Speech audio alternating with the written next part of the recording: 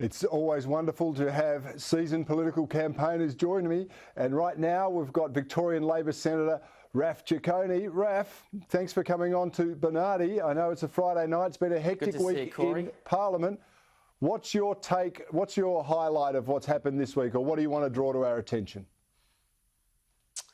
Well, look, I think for me, certainly the industrial relation debate has certainly dominated the debate here in the Senate and also in the House of Representatives, putting aside the other earlier issues that your show's also touched on.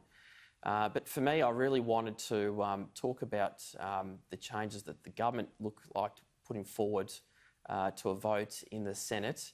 During the week, obviously the government had to back down on some of their changes with respect to the BOOT, the Better Off Overall test.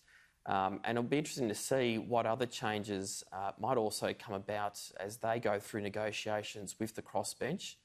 But Labor has certainly maintained its position that unless the package overall does benefit workers, we're not likely to support the changes. And instead, Anthony Albanese and Tony Burke have also put forward an alternative vision.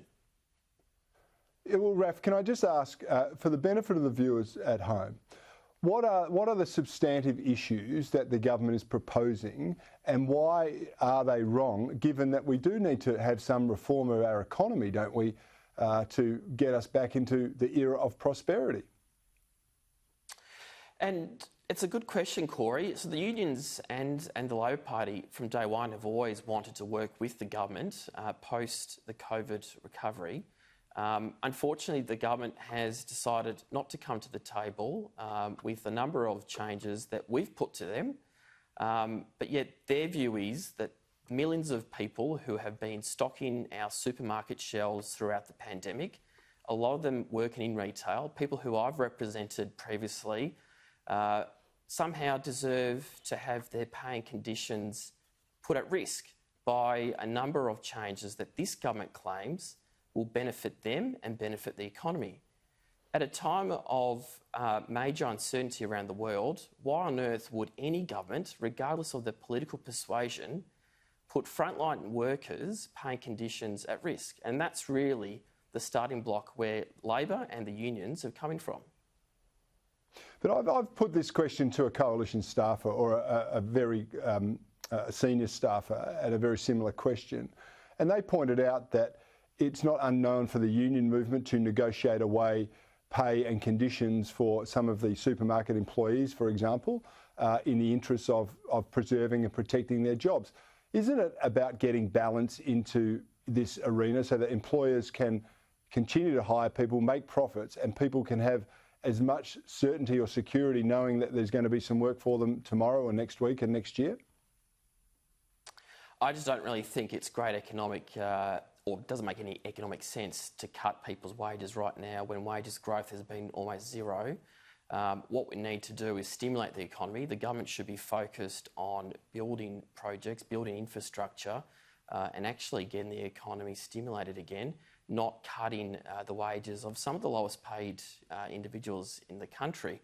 I really cannot understand how they think going back to work choices era policy is actually going to benefit the country going forward, especially when there's so much uncertainty right now, Cory.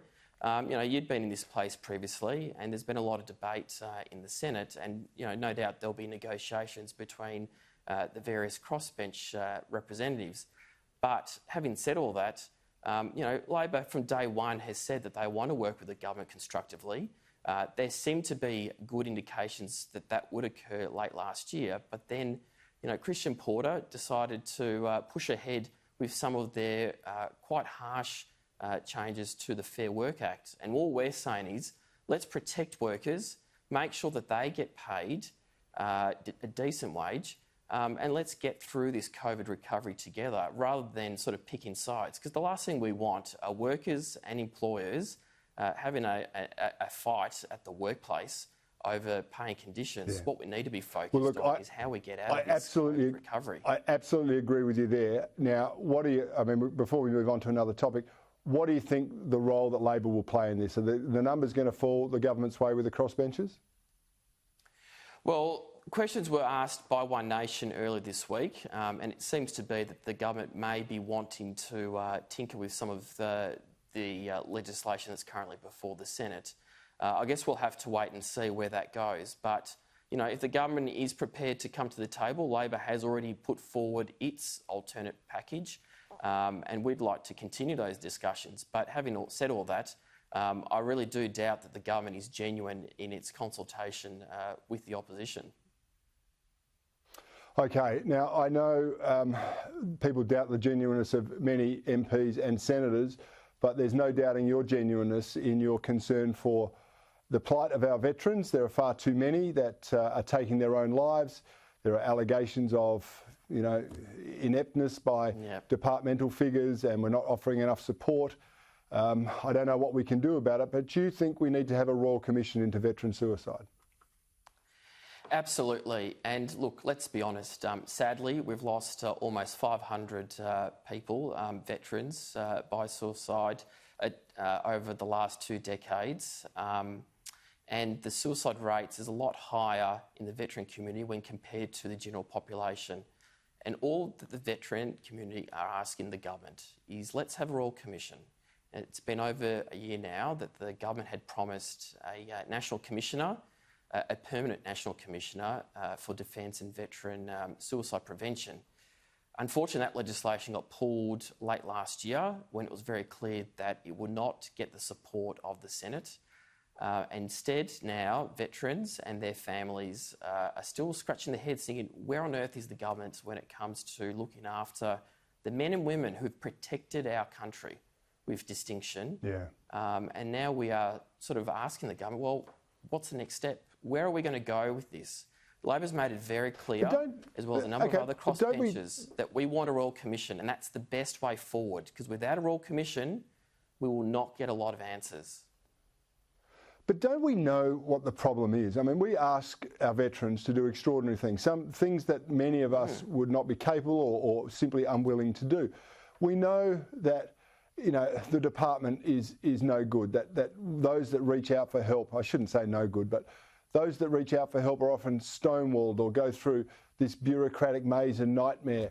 We know that perhaps the exit mechanisms within the ADF is not all that it should be. And I had a guy on a Sky News show last year, a 30-year veteran, that said the day that someone enlists, we should be preparing them for their exit strategy, no matter what role they're going to fulfil. Do we really need a Royal Commission to identify what I think is apparent to so many of us? So the big difference with having the Royal Commission is it would be independent of government, and the veteran community are very sceptical about this National Commissioner, and so is the opposition.